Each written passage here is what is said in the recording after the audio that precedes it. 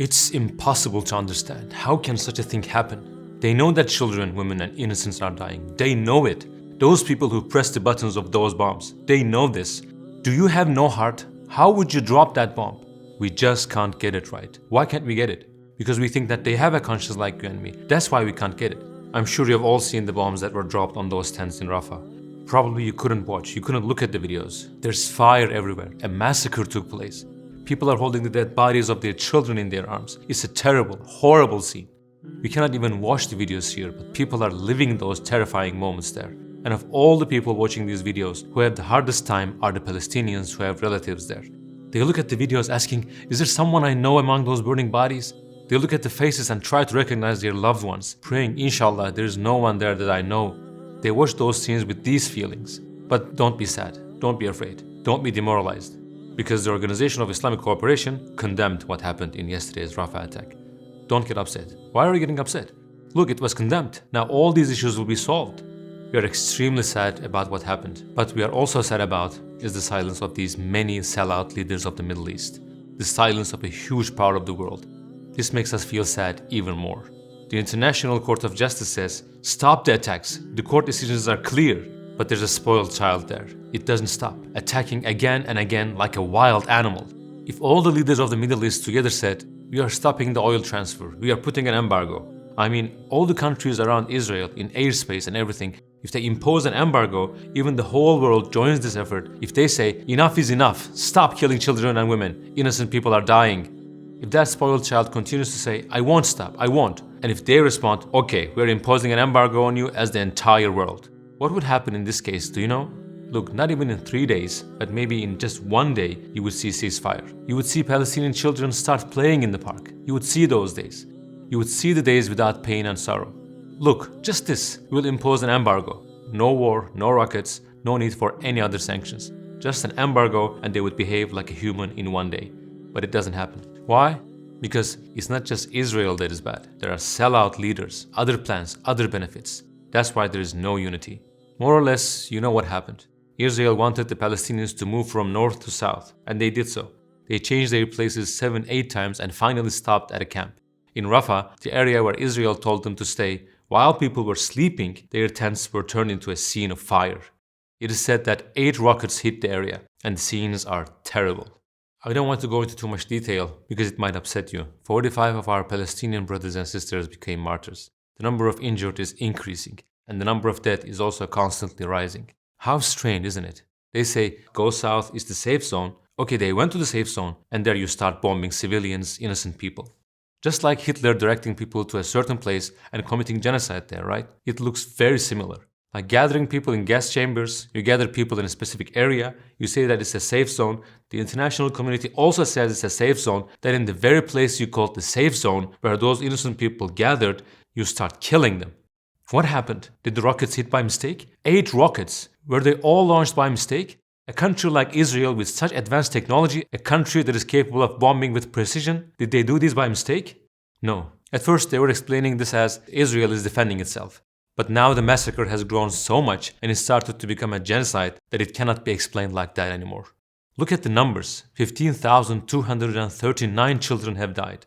10,093 women have died. In total, 35,984 people have become martyrs. There are 8,643 injured and countless unimaginable traumas. The ones who didn't die actually died too. I say unimaginable traumas. Why? Because everyone you know has died. Can you live with that trauma? Can you be happy after all this? I came across a video of a child. Let's watch it together. فيصل أحمد الخالد كم عمرك؟ 5 سنين. أمي كانت حامل، طخوا أمي ببطنها، كانت حامل بالشهر السابع. وأبوك وين كان؟ أبوي كان نايم. ولما صحي؟ هو مات هو وأمي أسبوع واحد. في نفس اليوم؟ قدامك أنت شفت؟ قدام. شو صار قدامك؟ لما إحنا طلعنا على الممر جابوهم وطخوهم قدام. Inshallah, his entire family has gone to heaven. Look what the child has become. This is not just something to be taken lightly. The child speaks with no expression on his face. At this point, his emotions have completely shut down. Now, is this child alive? Is he surviving? Is he okay? The cry of the oppressed will come out so strongly. Do some Muslims who have authority but did nothing to stop it think that We prayed, we fasted, and here's heaven for us. Our religion is not like that. Have you ever studied the life of our Prophet ﷺ? Look at how compassionate our Prophet ﷺ was in his life. He would visit the house of a child whose birth had died to offer condolences. Our religion is not just about praying and fasting. Yes, there are obligatory and essential practices, but you cannot just say, I prayed and fasted. Okay, I will do whatever I want and oppress people. You cannot do this. In the Middle East, there are so many people, so many leaders, so many influential people. Even Guardiola refuses to shake hands with an Israeli man. He shows his reaction and makes a statement. Well, do these people think like this? We would lose our position. Let's not put ourselves in danger. Brother, you are already dead. What change would it make if Israel assassinates or kills you? What would be the difference? You are already dead. Like, there are animals in the streets. You see dogs, you see cats. They are much more valuable than you. You are dead, below the level of animals. A new level has been invented. You are already at that level. What difference does it make if you live or not? Years later, when your grandchildren ask you, what did you do in those times, Grandpa? There was a genocide, something called the Palestinian genocide. Hospitals were bombed. Thousands of children died. What did you do at that time? Did you take an active role to stop it? Will you be able to say yes? Or will you say, I could have stopped that genocide or written something about it. I could have taken a stand, but I didn't. I was afraid. I was scared like a coward. I was afraid that I would lose my position or my financial benefits. Or let's take another group of people. Those who remain silent in this situation. Yes, they don't have authority, but people should show which side they take, right? Among the people who are celebrities, there are many silent ones too. I mean, you have an audience, you have followers. Because we believe that this issue will be resolved like this. It will be done by creating serious public pressure, right? Look at how strong the current public opinion is compared to before. Much stronger than on October the 7th. When stronger public opinion was formed, the leaders governing America started to backtrack. Now they are saying things like, we are warning Israel. If you continue like this, we will not provide bombs for you. They are saying these things. Why? To not lose the election. All those leaders care about are their benefits, money, and votes. Americans are saying, we won't vote for you because with our taxes, you support Israel and kill Palestinians. You're staining our hands with blood. With the taxes you collect from us, you're bombing people and children. When they said all this, did you see how the leaders began to backtrack? So at least what we can do is to create public opinion, to create serious pressure. But how sad and pathetic it is when people with such large followings, those who are so sensitive that they tweet when a dog dies, who tweet when a cat dies and show concern, say nothing when thousands of children die in Palestine.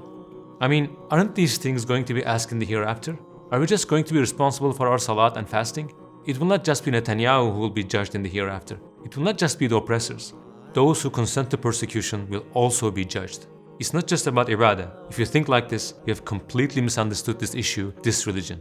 There's also this group of people who say that these issues are none of my business. I've seen such surveys asking, what do you think about what's going on in Israel? What do you think about what's going on in Palestine? There are people who say, this issue is none of my business. I don't care. There are those who say, I'm neutral on this issue. By the way, the number of people who support Israel has gone down a lot because the oppression has now become extremely big and horrible. After seeing all this, how can you be neutral? How can you not care? Does the religion of the child matter to you? Look, one child died there, 5 children died, 10 children died, 1,000 children died, 15,000 children died. Don't you care? When they grow up to be Muslims, they wear thobes or headscarves. Maybe you don't like them, you hate them. Okay, don't support those people, fine. You can be an atheist, you can be an agnostic, you can be a Muslim, whatever religion you are. If as a human being, the death of children doesn't bother your conscience, you may not be aware of it, but you're rotten on the inside. You have become a slave to your comfort and benefits. If there's nothing for you in something, you don't say a word. I also understand that at the beginning, when the events of October 7th broke out, they presented it saying that it's all about Hamas. These are monsters, Israel has the right to defend itself, and so on and so forth. They presented it in such a way that one might not have understood the issue at first. He or she might be thinking that since I couldn't say anything at the time, I'm not saying anything now as well. But now the issue is very clear. So we need to leave all our prejudices behind and unite seriously on this issue and create a public opinion. If you want to be able to say to your grandchildren, I chose the right side, there's a genocide going on right now. Choose your side, brother. Choose your side, sister. Here, I want to address especially my brothers and sisters in humanity who are American citizens. Do you realize that without your support, Israel cannot kill these children, these innocent Palestinians? I mean, you make a purchase, which also includes tax, and the people in charge of America take that tax money and say, we support Israel. The numbers are there. They are giving billions of dollars, not just small aids.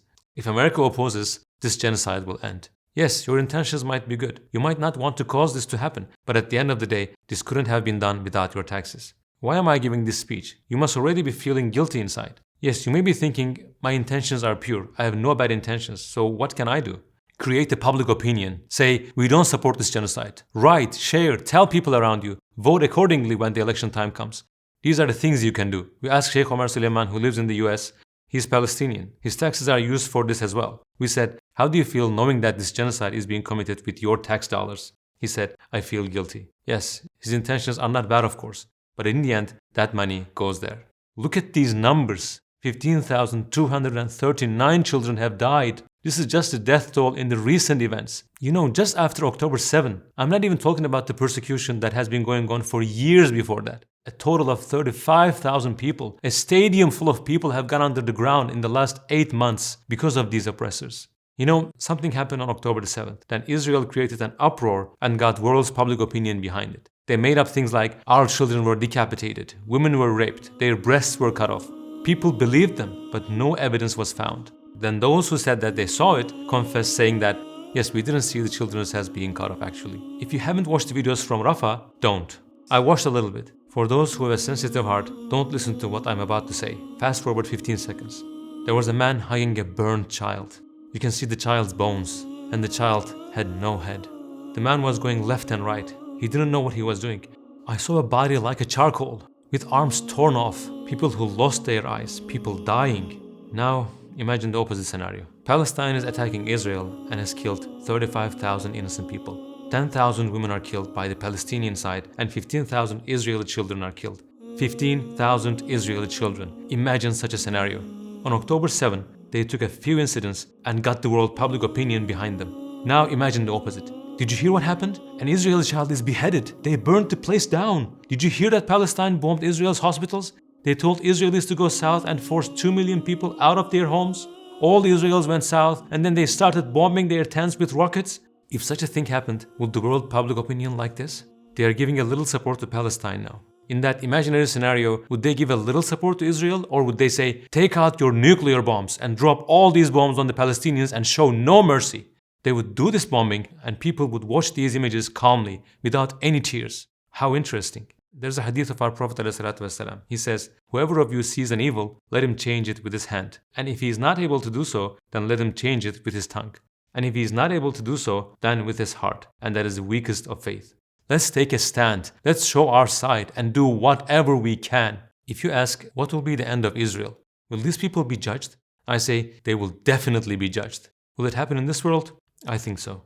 But since the age of these people is 40-50 now, 40-50 years later, they will all be under the ground.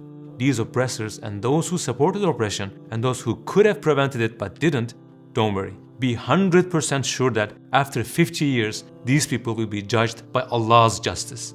They will be judged in such a way, they will be punished in such a way that the atrocities they have committed throughout their lives will be nothing compared to the punishment they will receive. So don't worry. Be 100% sure that in 40, 50 years, maybe in 20 years, these people will see the justice of Allah. The rights of the oppressed will be taken. There are 35,000 martyrs. Yes, we feel sorry for those children that died. But that child now says, I couldn't find food to eat in the world. I was thirsty. How beautiful it is here in paradise now. This is what our belief in Allah, the hereafter, and the Qur'an tells us. Right now, these 15,239 children are very happy. Yes, they are very happy. 10,000 women, 35,000 martyrs. Their pain is over. But those who are left behind are in pain. So we should be the ones to heal them, brother, sister. And what will be the fate of Israel? Will this oppression really end one day? Our Lord has given the answer to these questions between the 4th and the 5th ayah of Surah Al-Isra.